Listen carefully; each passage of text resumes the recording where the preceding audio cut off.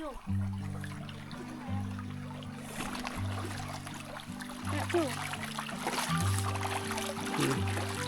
ได้น้ำกินแล้วก็เมื่อแล้วบัดนี้พี่น้องหาบลูกหาบเต่าไปพร้อมเนาะ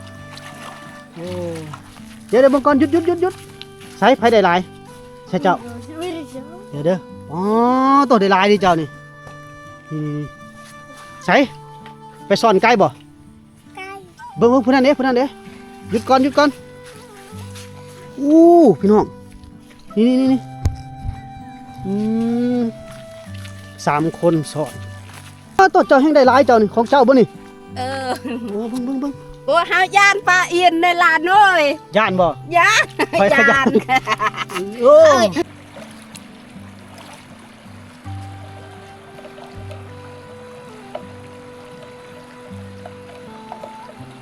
ในน้ำแล้วก็หาเพื่อแล้วพี่น้องกันนี่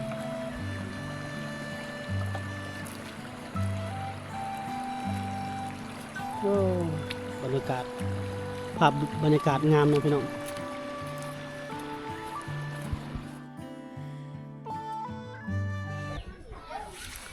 สบายดีพ่อพี่น้องยินดีต้อนรับเข้าสู่ช่องบ่าวจอยพาเที่ยวเนาะ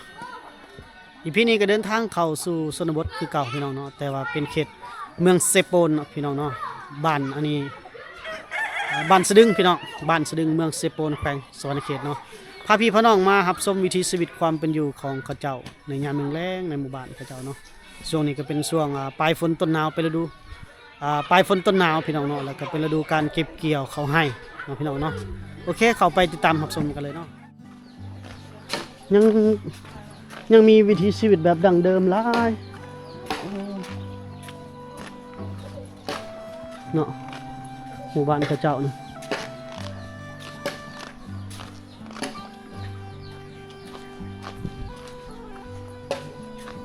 ก่อน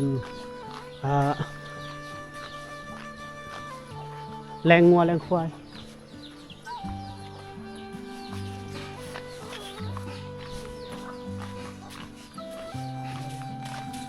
ภาพวิถีชีวิตของเขาเจ้าเนาะที่บ่จอยได้เข้ามาเบิ่งเป็นคนชนเผ่าส่วนหลายเฮาแนะนำให้เบิ่งวิถีชีวิตของคนชนเผ่าเนาะเขตเมืองเซโปนแขวงสวรรณเขตเพื่อนเพิ่นดังเดิมพี่น้อง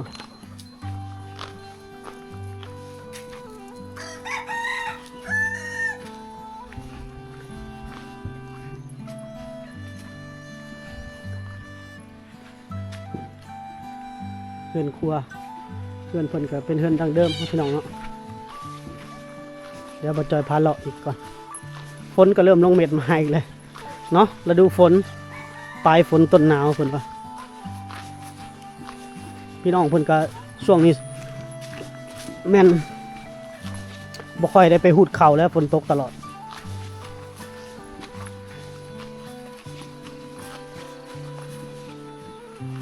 เพื่อนเพิ่นก็อยู่แบบนี้แหละเนาะไปเทือนเก่าเฮือนโบราณ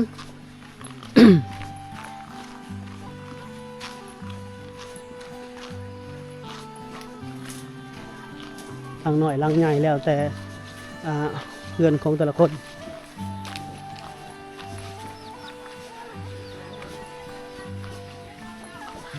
ที่ทางนี้ตำเข่ากุ๊บอยู่ฝนตกอ่ะ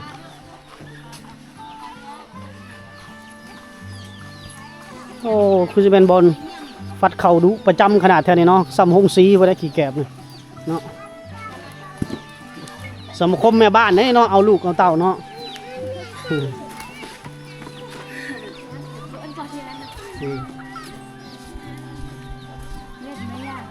ฝนตกกระตั้มบ่โอ้ย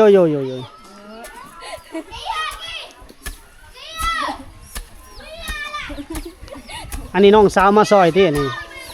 ผู้นี้ยังท่านได้ผัวที่ซ้ำนี่อย่าว่าเอาผัวเลยโย่โดย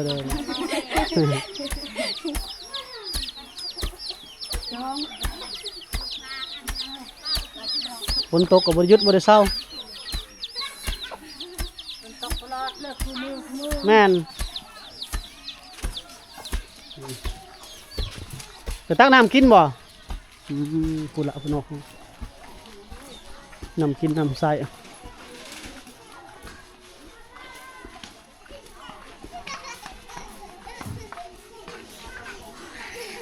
นี่แหละภาพบรรยากาศในหมู่บ้านก็จะประมาณนี้พี่น้องบ้านสะดึงเนาะเมืองเซโปนแขวงสวรรณเขตพี่น้องนะหมู่บ้านชนเผ่าบลูเนาะก็เจ้าช่วงนี้น่าจะยังบ่มีหยังการค้าขายเนาะมีแต่เฮ็ดไร่เฮ็ดสวนส่วนนี้นี่เพิ่นกำลังตำข้าวเนาะไปมุมใดแจใดมากก็เห็นแต่เพิ่นตำข้าวเด้อพี่น้องเอ้ยสองหมู่กันบ่สองเสี่ยวบ่สองไอ้น้องบ่หรือว่าเนี่ยนะ ชาวน้อง เอาแห้งมัน เอาแห้งกันตำข้าว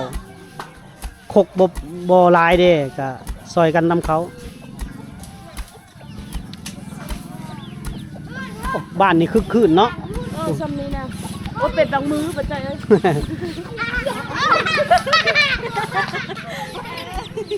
และบรรยากาศในชนบทพี่น้องยังมีแบบว่าซอยกันตำข้าวซอยกันเอาแห้งนั่นเฮ็ดนั่นเฮ็ดนี่พี่น้อง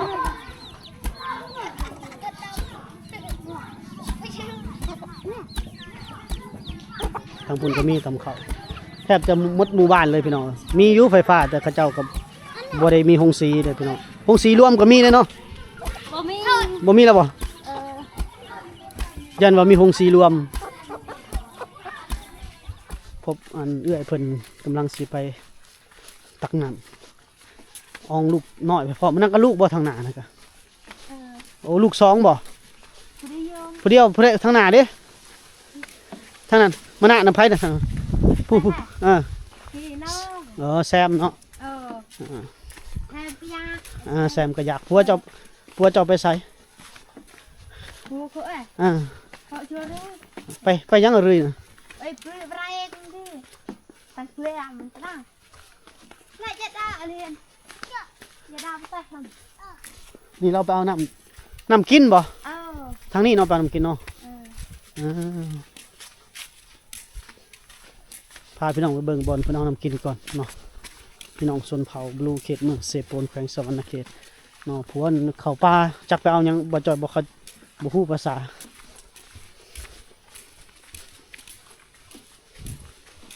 ไปเอาน้ำกินกับน้องทรายเพิ่นว่าเนาะ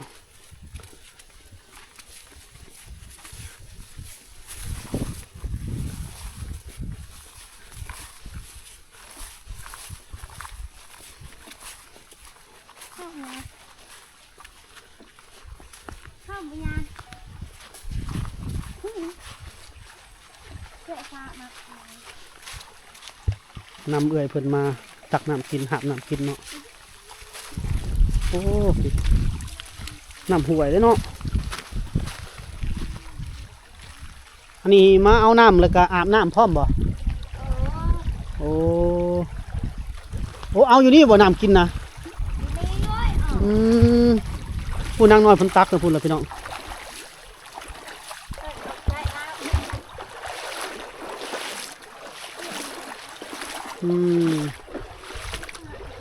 เอาน้ำกินอยู่นี่เนาะ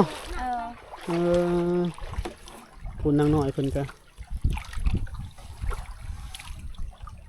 บริกองบริคุดอย่างเลยเนาะตักแบบนี้เลยกินน้ำห่วยได้เนาะหาเมื่อแล้วบ่ล่ะเมื่อละ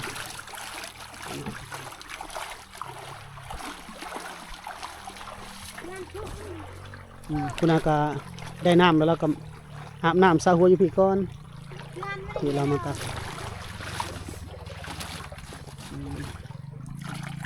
บ่ได้ต้มบ่ได้เมื่อนี่กินเลยโอ้อย่ามาต้มบ่ต้มเนาะบ่เจ็บท้องบ่อีปุ้งบ่ตะบืนจานะมวยนะบ่ได้อีปุ้งก็คือเจ็บท้องปวดท้องเนาะครับเมื่อก็ต้มกินพร้อมถูกหลักอนามัยอุ้มลูกหน่อยพร้อมเนาะพี่น้องโอ้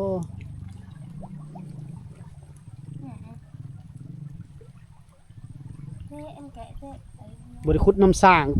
ข้างๆนี่ละดีนี่คุดอยู่แถวๆนี่ นี่ขุดเฮ็ดไปนี่น้ำซึมเข้าไปน้ำซึมบ่อทรายเข้าไปก็สะอาดกว่าแบบนี้อีกดีแต่เขาบ่ได้ฉีดหญ้าเนาะเขาบ่ได้ฉีดได้หญ้าเท่านี้เนาะกันฉีดกันฉีดหญ้าแล้วโอ้ยสมเจ้ากินนี่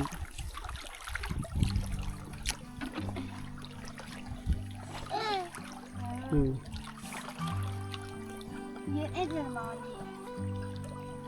มันตักเนี่ย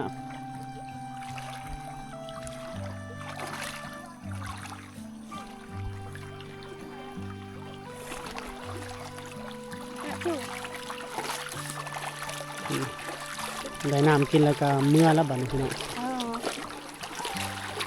หาบลูกหาบเต่าไปพร้อมเนาะโอ้ เข้าแน่นะเว้ย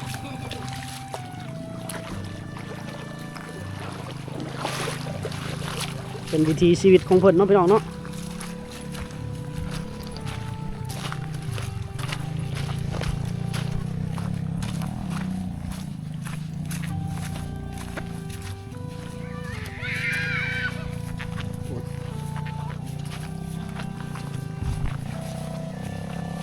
เมื่อแล้วเนาะได้น้ำกินแล้วก็เมื่อแล้วพี่น้องหาเมื่อหอดเทือนหอดซ่านพุ่นละ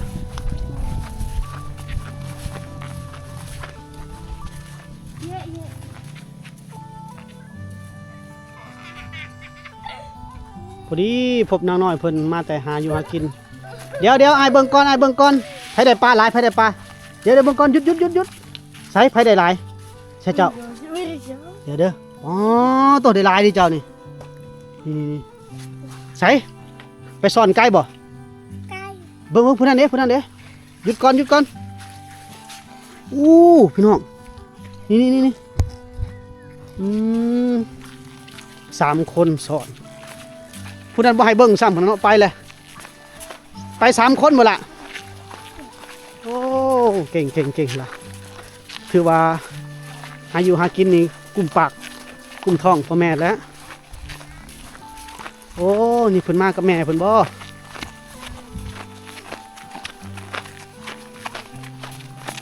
ตามไปพี่น้องบังเอิญพบน้องเพิ่นพากันมาแต่ซ่อนบ่มาจะชอบ โอ้นี่มันไผมันลาวเลยนี่ว้าตัวเจ้าแห่งได้หลายเจ้านี่ของเจ้าบ่นี่โอ้เบิ่ง โอ้เฮาย่านปลาเอียนในลานเอ้ย ย่านบ่ ย่าน ไปขยันโอ้ เอาเฮ็ดได้จังเอาได้เอียดนี่ อีนี่ละเอา โอ้นางน้อยนั่นบ่ได้นะ เฮาได้เฮาย่านเก็บ อ๋อโอ้นี่มาปนกันพร้อมบ่ปานนี้ ลูกเฮา ลูกเจ้าหมดบ่ บ่ในลาน อ๋อนี่ป้าตวพี่น้องให้เพิ่นเบิ่งเนี่ยนะป้าตวหมานแล้วอันนี้ไปสอนได้ซำนี้เนาะ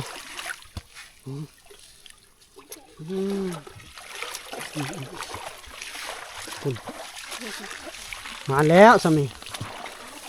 อ๋อนี่ของนางน้อยนี่ตั้งหากนี่พี่น้องเอากระปุกออกเลยนี่เรียงนะเลือดหนึ่งนี่ทั้งนี้นี่เบื้องนี่บุนี่ไปสอดมาไปเมื่อเดลานี่ออกไปแล้วตัวหนึ่งนะกระปูนะนี่ของนางน้อยนี่นางน้อยคนโอ้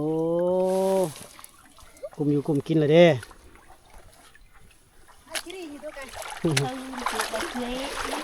นางน้อยนี่เด้อผู้นี้ผู้แลนไปก่อนหมู่ผู้นี้ใช่ของเจ้าละและยิ่งละโอ้เราก็เป็นธรรมดาได้พี่น้องเอ้ยแต่ละคนเขาก็เจ้าสมเนาะสมแบบล่างนะเนาะ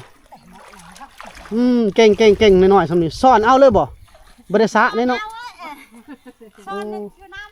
ซ่อนอยู่น้ำห้วยนี่เลยเก่งบ่จอยก็จนตื่นเต้นน้ำเขาเจ้าพี่น้องหาอยู่หากินเก่งอะไรนี่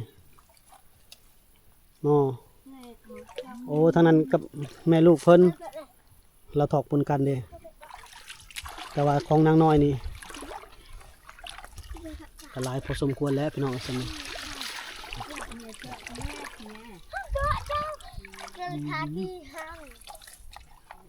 โอ้ล่างสมเนาะนี่แหละ ร้านน้อยในชนบทนี่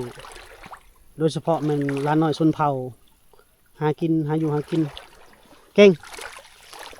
เนาะเขาเจ้าบ่มีโทรศัพท์เลยแบบนี้สำนี้นี่มีแต่ไปหากินเนาะตักน้ำตำข้าวซอยพ่อแม่ได้แล้วพี่น้องเอ้ย น้ำเติมข้าวโอ้ลานเอ้ อื อ ม ทุก เป็นหมดสำนี้เนาะแม่เนาะ เด้อบ่ไปหากินหยังกินแต่หน่อไม้ โดย กินแต่หน่อไม้ โอ้เก่งเก่งแล้วมาน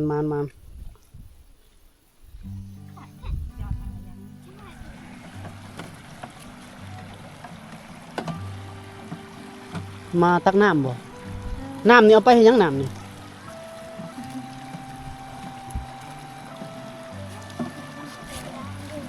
บ่ได้กินติเอาไปใส่เนาะโอ้ห่วยคักเลย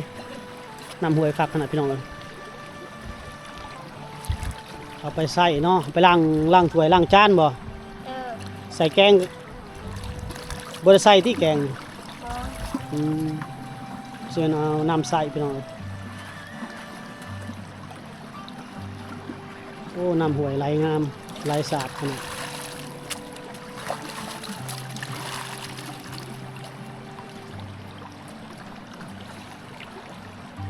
มีน้ำห่วยชาวบ้านเพิ่นมักสั่งหมู่บ้านติดน้ำห่วยเด้อพี่น้องถ้าสังเกตดีๆแต่ละคลิปที่เขาไปถ่ายทำนี่จะสังเกตว่าแต่ละหมู่บ้านนี่จะบหนี้จากน้ำห้วยเนาะจะอยู่ใกล้น้ำห้วย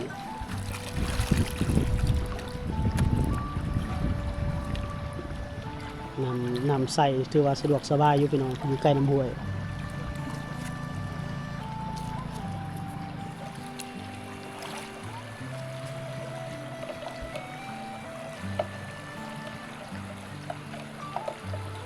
ในน้ำแล้วก็หาเพื่อแล้วพี่น้องแบบนี้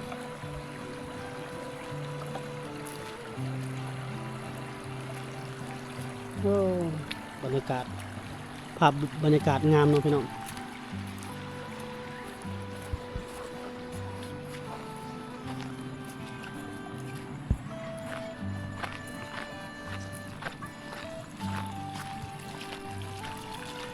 นี่แหละวิธี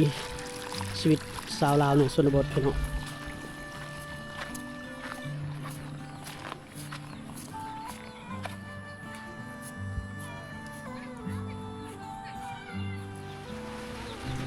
ขึ้นมาเบิ่งน้องน้อยเพิ่นหนึ่งข้าวก่อนพี่น้องนี่แหละบรรยากาศในเรือนครัวเพิ่นหนึ่งข้าวเป่าไฟร้านน้อยในชนบทสำนี้เฮ็ดเวียกเฮ็ดงานเป็นแล้ว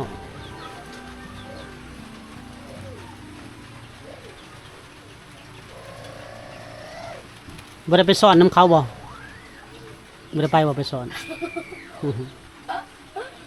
เจ้าฮูดแล้วเขาให้เจ้าเมื่อมนึงบ่สอดเมื่อมนึง นี่แหละบรรยากาศอยู่ในชนบทพี่น้องนอกจากจะเบิ่งวิธีเพิ่นตักน้ำตำข้าวเนาะเฮาก็ได้ให้เบิ่งบรรยากาศเพิ่นเฮ็ดอยู่เฮ็ดกินนึ่งข้าวนึ่งน้ำเนาะนี่แหละบรรยากาศเฮือนครัวเพิ่นอันนี้เฮือนครัวเราเด้อพี่น้องฝนกระตกอีกเนาะบัดนี้เนาะโอ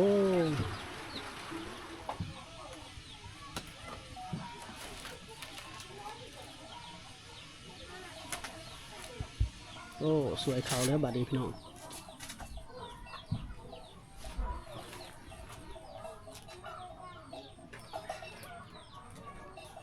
ลูกสาวเลยส่วนหลายจะเฮ็ดเวียกงานแบบนี้แหละพี่น้องสวยเขาสวยงานพ่อแม่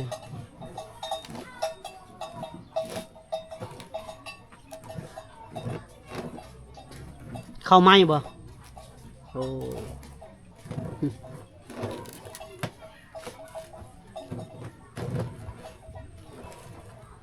น้องเพิ่นน่าจะอายุประมาณ10กว่าปี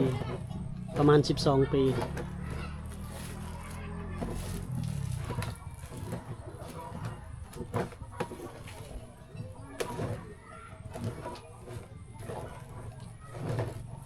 เจ้าได้เข้าโรงเรียนอยู่บ่ มีโอเค บ้านนี้บ่มีโรงเรียนแน่เนาะ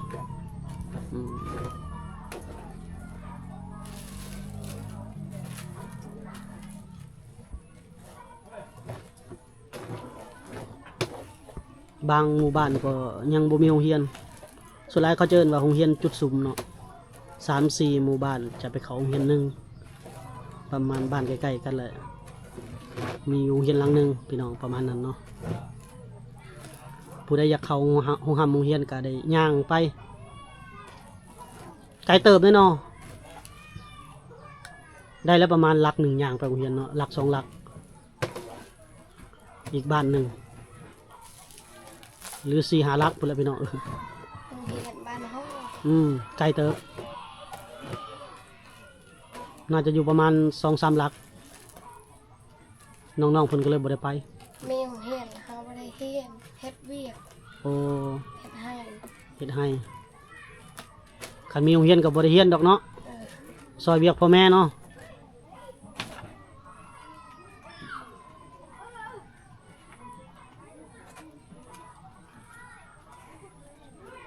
ส่วนหลายคนในชนบทจะแบบนี้แหละพี่น้องออกโรงเรียนหรือว่าบ่ได้ไปเรียนจะช่วยงานพ่อแม่เป็นหลักเนาะพ่อแม่จะไปเฮ็ดให้เด้ลางเทื่อก็เอาน้องคันบ่ได้ไปให้นำพ่อแม่ก็เอาน้อง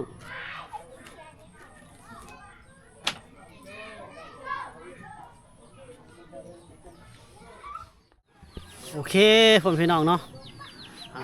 คลิปนี้ก็ดำเนินมาฮอดถ่ายคลิปแล้วเนาะหวังว่าพี่น้องจะอิ่มอกอิ่มใจในการรับชมคลิปของบ่าวจอยเนาะบ่าวจอยพาเที่ยวพี่น้องฝากกดไลค์กดแชร์กดติดตามกดซับกระดิ่งจะได้บ่พลาดคลิปใหม่ๆเข้ามาคอมเมนต์ให้เด้อพี่น้องรับชมอยู่แจใดมุมใดของโลกเฮาเนาะบ่ว่าจะเป็นทางเมืองไทยหรือพี่น้องทางต่างประเทศเนาะก็ฝากเข้ามาคอมเมนต์กดไลค์กดแชร์ดันคลิปบ่าวจอยให้บ่าวจอยมีFC เข้ามาหลายๆเนาะเพราะว่านี่คือช่องใหม่ของเฮาเนาะผู้ติดตามก็ยังบ่ทันได้ฮอด10,000เนาะเพราะฉะนั้นรับชมแล้วกดติดตามให้กำลังใจบ่าวจอยนี่เด้อบ่าวจอยพาเที่ยวเนาะพี่น้องบ่าวจอยจะได้มีกำลังใจแล้วก็มีค่าน้ำมันในการเดินทางไปถ่ายคลิปแต่ละบอนเนาะให้ท่านผู้ชมได้ชมความเป็นอยู่วิถีชีวิตของสาวลาวในชนบทเนาะหรือว่าชนเผ่าแต่ละชนเผ่าเนาะวิถีชีวิตแต่ละวิถีเนาะแต่ละชนเผ่ามีความแตกต่างกันใดเดี๋ยวเราจะแนะนำแล้วก็ไปถ่ายทำให้ท่านผู้ชมได้มาเบิ่งนำกันเนาะ